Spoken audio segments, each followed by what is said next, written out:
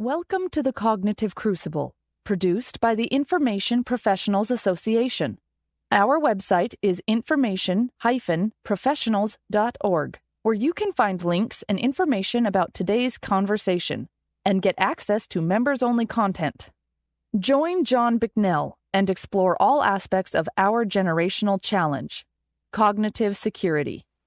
My guest today on the Cognitive Crucible is Mr. Randy Rosin. Randy is a faculty member of the National Intelligence University in Bethesda, Maryland, who teaches courses in information power, strategic communications, propaganda, cyber threat intelligence, denial and deception, and leadership. Randy enlisted in the Army in 1979 and served in uniform for over 3 decades. While in the Army, he served worldwide in senior intelligence and information operations positions. Mr. Rosin is currently a Ph.D. candidate in the School of Communications at American University. Randy Rosin, welcome to the Cognitive Crucible. Hey, John. Thank you for having me.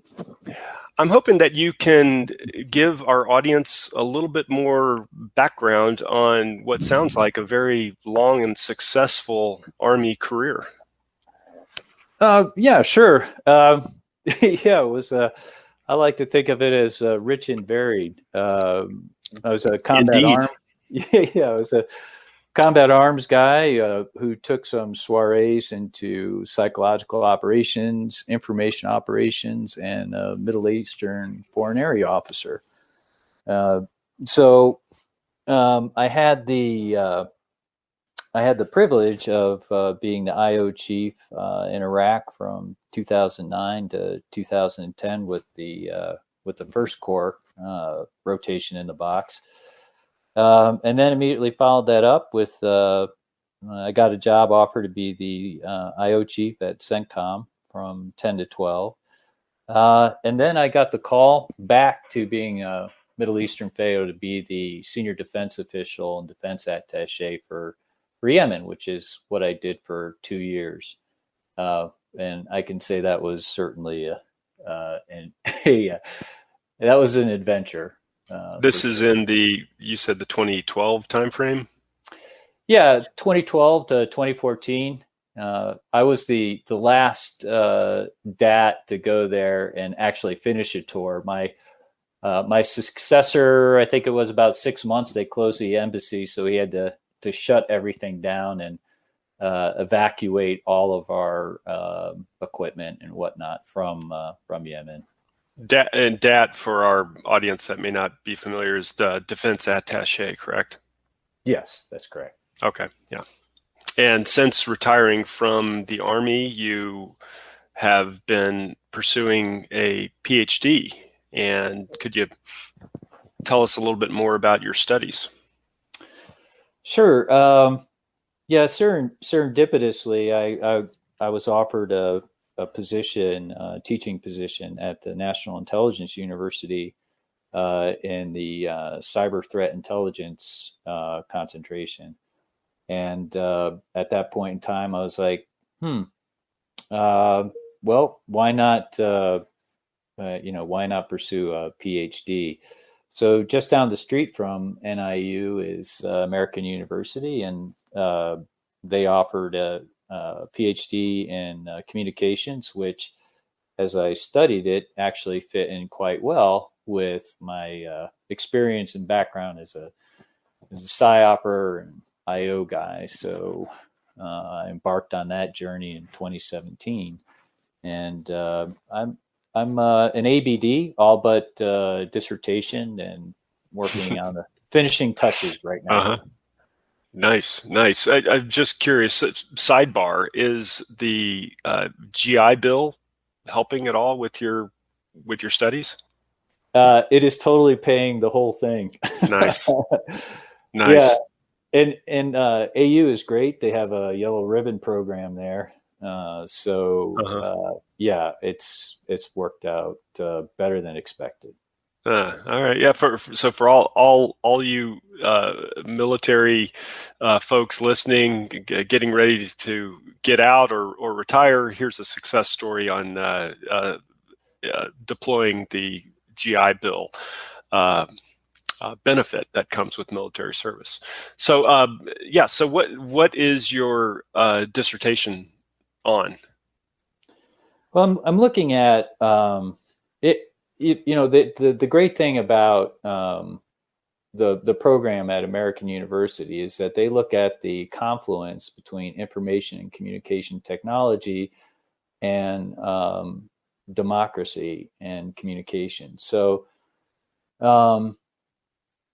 in that vein, my dissertation is working at the confluence of information and communication technology and propaganda.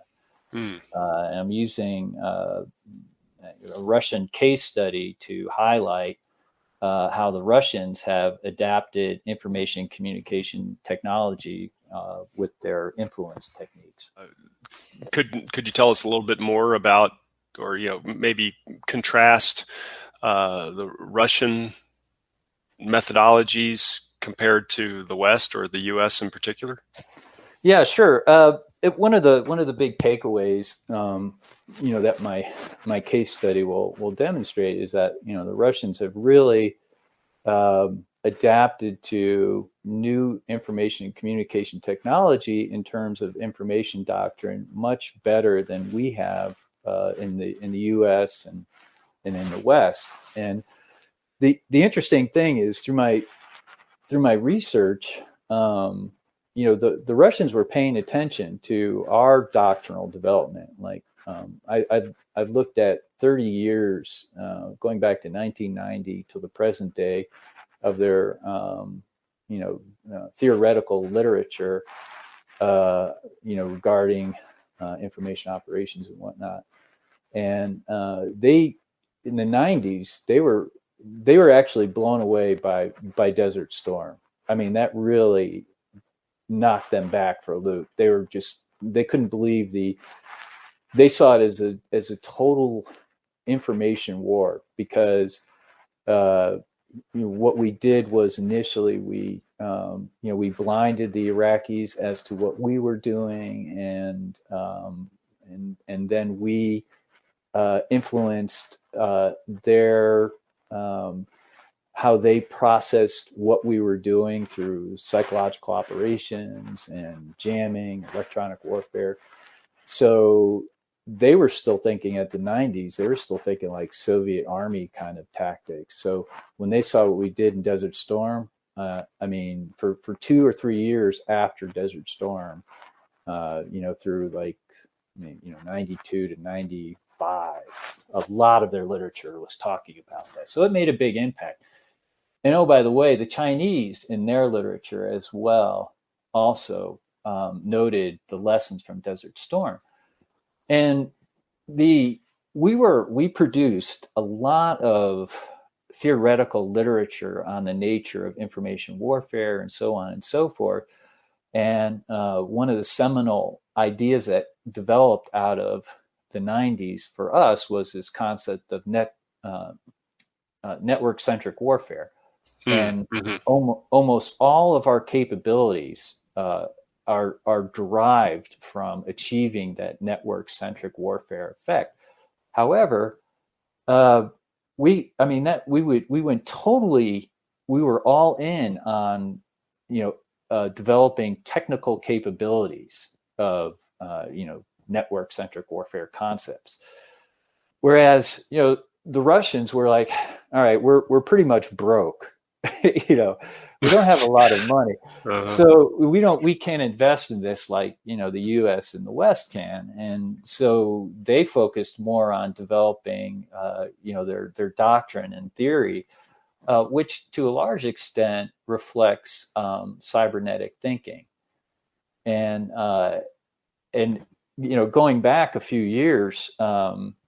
I don't know if there's any Sovietologists out there, but you had the dialectical materialism was the official science of the Soviet Union until the 1960s, when cybernetics replaced dialectical materialism as the official science of the Soviet Union. So a lot of it would be helpful, I think, if you could take just a moment to define what those terms mean, or give just a little bit of background as far as what cybernetics means and dialectic determinism. Yeah, cybernetics was a concept that was developed by Norbert Wiener in the late 1940s, and has largely been accredited with one of the fundamental and foundational theories that form the information age. So Wiener defined it as the science concerned with the study of systems of any nature that are capable of receiving, storing, and processing information so as to use it for, and this is important, for control. So in his mind, he was thinking that, and he says this, he specifies is that communication and control in the animal and the machine are essentially the same thing. And the way that it works is in feedback loops, and it's the system has to be a purpose. There has to be a purpose to a system. So, for example, one of the famous examples is the thermostat. So, you set this thermostat at 70 degrees, and if the temperature goes above or below, a sensor picks up the change, sends a signal to the control element. The control element processes the machine that will, either raise or increase the temperature to get at the 70 degrees for which it is set, and starts the machine, and machine starts, the temperature gets to the desired temperature, and that's how the system works. That's the same way biologically our systems work. So the notion of homeostasis and how biologically our body does the same thing, where, we have to maintain a certain internal temperature, and our body measures the environment and adapts our bodies to the environment. And so that's also evolution, the ability to collect information from the environment, process it, and adapt to, in direct relation to the information that you are receiving from your environment, is the essence of a cybernetic system. Right. So, and then also not only process the information and adapt, but also exhaust information back into the environment, which then gets processed into the uptake of adjacent systems as well. Right. Yeah. I mean, one of the outgrowths of cybernetics is systems theory, which is, I think, what you're, what you just described.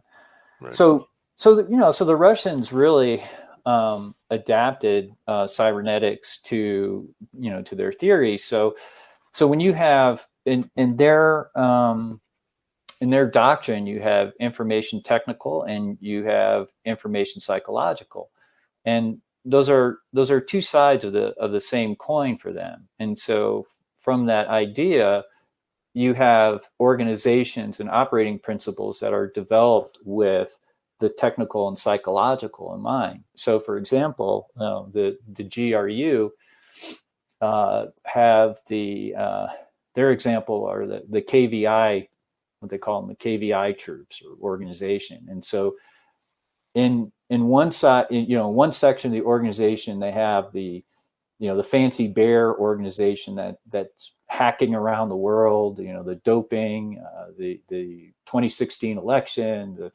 those are the most effective hackers that the Russians have, but they're not operating in their own isolated cyber command, because right next to them in the next section, you have what they call political technicians, or their psyopers. So, they're psyopers from the get-go, and their technicians are working hand in hand. And so what this allows is them to conceive of operations such as a hack and release. And whereas with us, in contrast, you have cyber command, which is, I know I'm saying this wrong, but subunified command or combatant command. I lose track of how we think of cyber command now. Uh-huh. So you have them as a standalone organization, and then you have our PsyOpers buried down in RSoft somewhere. So I'm aware on, like, I think they have there's one PsyOp major who's actually a permanent staff member on Cyber Command. But and I'm aware that there's a group of PsyOpers working with Cyber Command on a project. But it's unclear. When I talked to them last, they were saying like, well, they don't really know how to use us, and but some integration piece is missing, which is baked into the cake for the Russians. Yeah, I mean, we've reached the end of where we can go with Cyber Command without rethinking the whole thing and embedding people who are, psychological operations specialists within their organization. And let me give you an example of, how, what I mean by, like, where's my evidence for saying, well, we've reached the logical end of what we can do with Cyber Command without engaging the cognitive component to it. Mm-hmm. And in 2018, it was open source that Cyber Command, brought down the IRA, operation. But they pulled the trigger on the actual election day. Okay, which they've achieved their effects already by election day. If you really understand, if you're planning to do this right, you know that the effects that you achieve in terms of influencing an election, let's say, you want to hit your peak a week before the election. I mean, I did this in Iraq, with our election support planning. Mm-hmm. We reached the peak, the top of our sine wave, a week before the election in terms of volume and intensity, because research has showed us, and there are communication theories which also back this up, such as priming and agenda setting, and that people don't make up their, the people you want to influence for election don't start paying attention to the election until about 5 to 7 days. Okay. And then there's only a certain amount of time where people, where people are thinking about it or pay attention to it. So, and this is what Kathleen Jamieson, in her cyber war, in her book called Cyber War, she does a brilliant job in disabusing ourselves of the notion that it's unknowable, the impact that the Russians had. And she's like, no, wait a minute. It is knowable. We have these theories that are well-grounded, that are proved over time. And when the Russians released their latest WikiLeaks, like I think it was the Thursday, the week before the election, and Comey on Friday reopens the election, reopens the investigation on Clinton. Yeah, that was a big moment. Yeah, well, so all the news shows were talking about that over the weekend in the early part of the week. So what people were primed to evaluate, this is priming theory, how people were primed to think of Clinton prior, just going into the election was, she's untrustworthy. She lies. She's all these things. So, and so, Kathleen Jamieson demonstrates that, Clinton had, was well ahead by the last week. And then all of a sudden, this Comey thing hits for the next, 4 or 5 days, and people are going to the polls with this Comey investigation. She's able to say her support precipitously dropped, decreased. So it's a great book, and I would recommend that to anybody interested in this. But it goes to show you how smart the Russians were versus us in terms of getting WikiLeaks to release that the week before the election. So that's not an accident. And this is what they're capable of. That's a direct contrast right there about how they're able to conceive of these type of operations. in the information environment versus us, where we pull the trigger like the day of the election, which is, so, I'd like to think that if, if we had some smart PSYOP guys at Cyber Command that, were at General Nakasoni's ear and said, "Hey, boss, we need to pull the trigger about a week before here." And that's how we.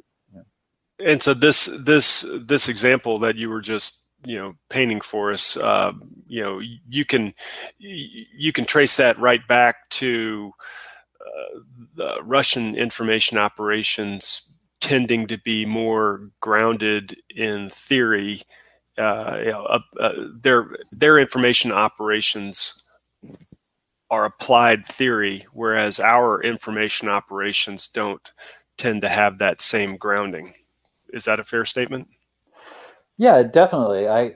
Number one, just culturally speaking, we're not too great with theory and doctrine and all that. And, we used to frustrate our adversaries. I think there's some famous like German generals from World War II who would sort of laughingly, criticize or make fun of the U.S. military by saying like war is chaos. And the reason why that Americans are good at war is because they practice chaos on a, on a daily basis. But other militaries other countries really stick to theory and doctrine, and the Russians are one of them. Yeah, I want to go back to something you said probably 10 minutes ago now, but a common theme that I'm picking up on, that's relevant to the information problem in general is it's relatively inexpensive to be effective. And you mentioned, back in the early 90s, for example, maybe late 80s as well. When you're talking about Desert Storm, the Russians were marveled at the success, but they were at a point in their history where they were not flush with cash, and yet they were able to double down relatively inexpensively on theory. And here we are, 30 years later or so, where the Russians are formidable in the information space compared to us, and we've taken a more tech route. And it's like cheap, inexpensive theory and scalable information is besting technological advantage. Would you say that there's something to all that? Yeah, absolutely. And it could be an accident of culture that goes to explaining why things are the way they are. Again, coming back to the notion that the Russians are more inclined to be theoretical, and in going through their literature, I could, it was like, it was,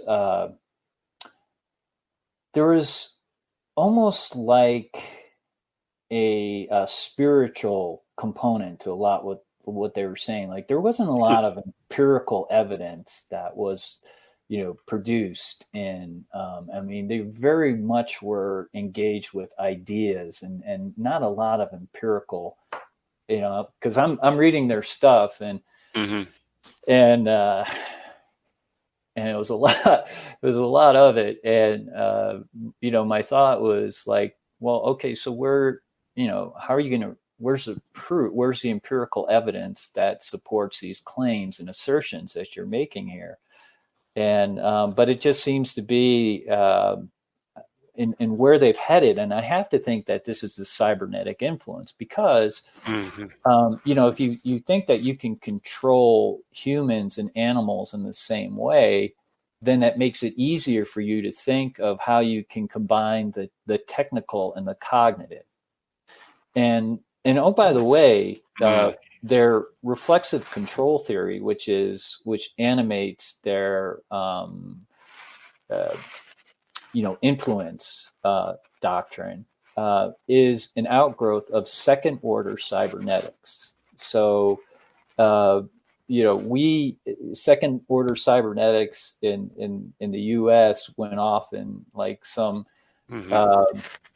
epistemological forest. It went off into epistemology, whereas the Russians actually thought, hey, how can we operationalize this theory? Yeah, they were looking to apply it in the real world.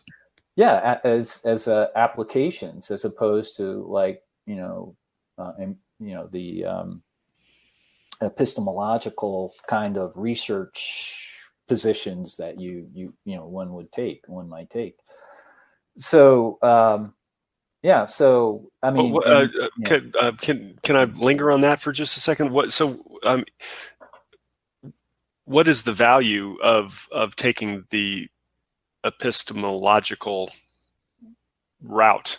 I mean, what are researchers or the U.S. getting from that, if not, applying cybernetics in the real world?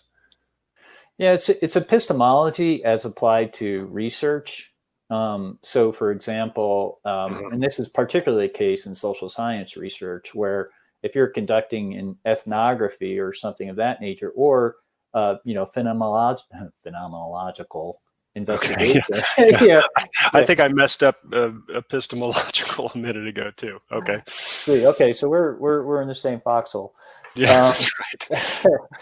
So yeah, no, it as the investigator, you have to identify what your position is versus vis-a-vis the object that's under investigation.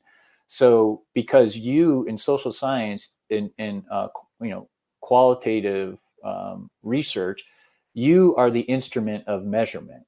So, like in quantitative, like you might have a machine that measures, a Geiger counter that measures. So, you're using some other instrument to to generate your observations, to create your data. Whereas in a qualitative research methodology, you are the instrument that is creating the data that you will analyze, right? So what you have to do, and you need to include a section in your research report, is you have to identify the biases, self-identify the biases that you bring to that investigation in your background, and then talk about how you could mitigate the influence on what you're observing. So that's second order cybernetics. It's the observer to the observed, the investigator to the object, and where you're standing outside the system that's under observation. So that's how it ends up in epistemology. How we generate knowledge, and yeah. So I see. So the U.S. is still advancing cybernetics and second order cybernetics, but it's confined to the realm of research rather than applying it into real world use case or utility. Yeah, I mean, cybernetics in the U.S. is kind of it's been subsumed. The IEEE, for example, is the home of cybernetics of observed systems, which are technical systems. And our colleague, Dr. Umpleby, was the head of the I forget the other organization that was sort of shepherding, sort of the owner of second order cybernetics in the U.S. But it's dissipated across so many. Cybernetic thinking has dissipated across so many different disciplines that it almost doesn't really exist anymore.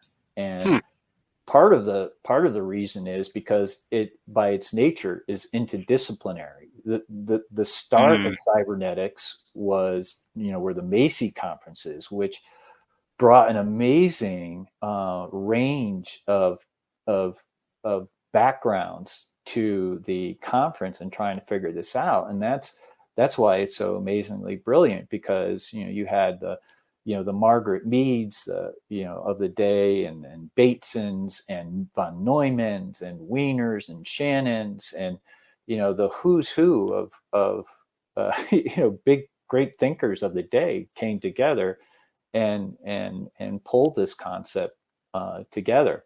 And so it was interdisciplinary from the start, but that was also part of the reason why it kind of died, because our system, our academic system, doesn't lend itself to interdisciplinary, disciplines, so to speak, or areas, fields of study, because we all go to our little tribes, and we receive accolades and move up the pecking order in our own little tribes. And if you step out of the tribe to work interdisciplinary, you kind of get punished for that. So and I know Dr. Umpleby likes to say that the reason why cybernetics kind of petered out in the US was because of defense funding, and it went towards the more technical aspects of cybernetics as opposed to the kind of cognitive and psychological. Wow. Okay. So, I mean, it's hard to, put some kind of a judgment on top of all this. It is what it is, and it evolved the way it evolved. But, I mean, would you say that, the way the information problem has surfaced over the last 5 to 10 years, the Russian emphasis on cybernetics as opposed to the diffusion of cybernetics in the U.S. is playing favorably for them? Yeah, absolutely. I think the proof is in the pudding, as we can, as we see it on a daily basis. That Russia really gets it, and they're effectively employing the theory, and so and I think that we're struggling. We're struggling at it. There are some bright spots that I see. I think our cyber, I think they're heading down the right pathway, but I do. I am concerned about like some of the documents out there that I've reviewed, the joint concept of operations in the information environment. I look at that and I'm like, well, it's we still don't get it. And one of the things that comes to mind is there was a critique in there in JP 3-13, and the one that came out in August 2014. I think it's still good to go, but that's the Joint Chiefs of Staff Information Operations Doctrine. Is that correct? Yes. Okay. So we'll put a link to that into the show notes. Okay, good deal. So there's a diagram in there, and it's got that describes the information environment, and it's got 3 poofy clouds in there. And it's got little arrows going back and forth between the cognitive dimension, the information dimension, and the physical dimension. And that's actually pretty good. But in the Jacobi, who the author criticized it and talked about it being that's a transmission model. And I can say from a communication scholar perspective, that was a misapplication of, transmission model has nothing to do with the poofy cloud diagram.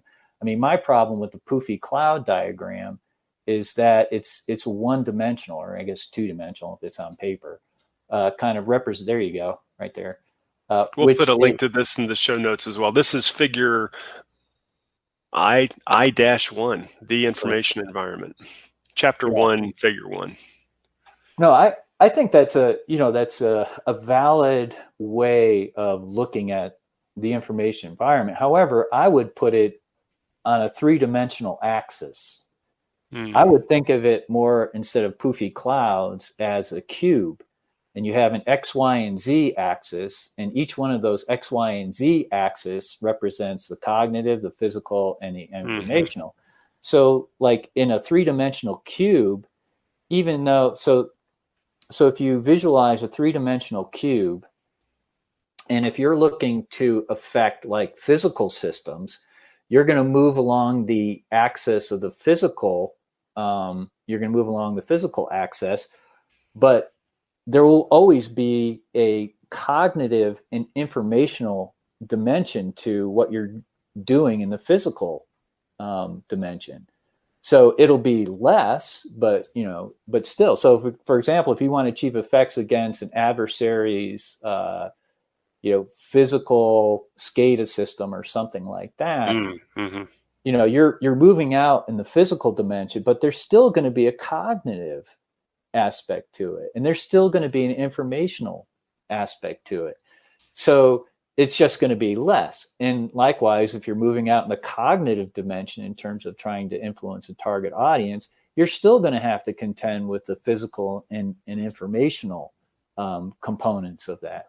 So they all work in concert, but in different degrees depending upon what you do. So that would be my way of conceptualizing the information environment. Okay, interesting stuff there. So you mentioned a book earlier by Kathleen Jameson. Are there any other books that you could recommend to our audience, which might touch upon some of these themes? Yeah, I think one of the most switched on communication scholars that really gets it about the impact of information and communication technology is Manuel Castells, and his book Communication Power. And I would recommend that to anybody who's interested. Number one, what we're really talking about is less information but more communication, and communication from the standpoint of creating meaning, that we as human beings work with other human beings to create meaning about our world. We all have our own personal realities, but when we talk about at the societal level, we're working with other human beings to figure out what's going on. Now that's as opposed and so you have you can say like the prevalent powers, or they be it corporate or government or adversaries, what have you, they're trying to affect the way that we create meaning. And the way that they try and affect that is through the communication process. So it's really important to understand that. And one of Castells' going in propositions in the book is that the shaping of minds is a more decisive and lasting form of domination than the submission of bodies by intimidation or violence. So it is through communication that power is exerted, and it's important to recognize that at the end of the day, how we create meaning is really what you're trying to get after in terms of operations in the information environment. So this is Communication Power. It's a great book.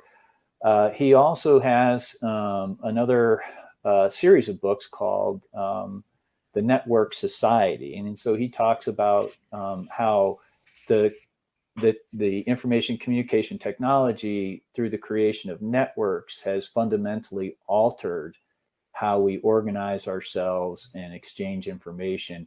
And that's also reflected in network-centric warfare. So in, giving the Toffler thing about, the way we make money is the way we make war, there you have it. So, yeah. All right. Yeah. Well, we will be sure that we have links in the show notes to a number of the Castells books. Fascinating stuff. And with that, Mr. Randy Rosin, thank you so much for being on the Cognitive Crucible. Hey, it's been my pleasure, John. Thank you. The Cognitive Crucible is the only podcast dedicated to increasing interdisciplinary collaboration between information operations practitioners, scholars, and policymakers. To find out more about the Information Professionals Association, visit us at information-professionals.org. Please support our podcast by giving us a 5-star rating and leaving a review.